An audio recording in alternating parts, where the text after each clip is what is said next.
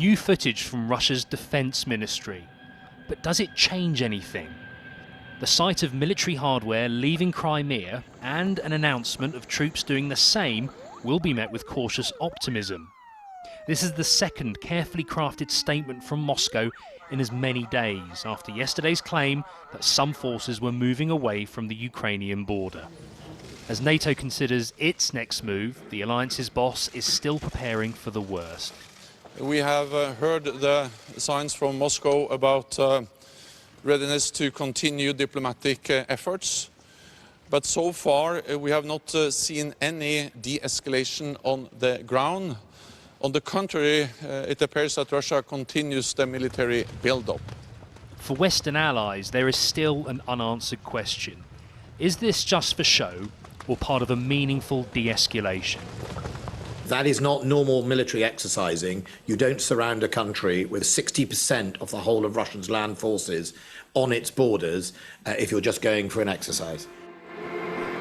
On a day when some intelligence officials and newspapers predicted an invasion would happen, Ukraine's government took a different approach, announcing Wednesday as a day of unity, a defiant display of national colours.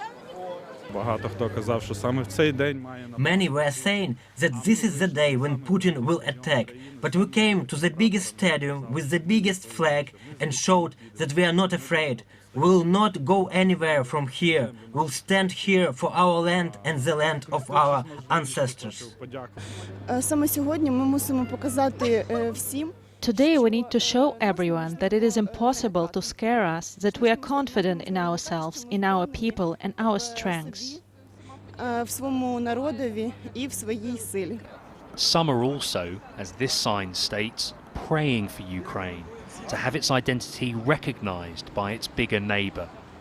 It's been a week of contrast. On Monday, we've had some Western countries telling their citizens to leave Ukraine. Since then, we've seen possible first signs of de-escalation, but no one here is getting carried away. These 8 years of Russian aggression have been anything but predictable.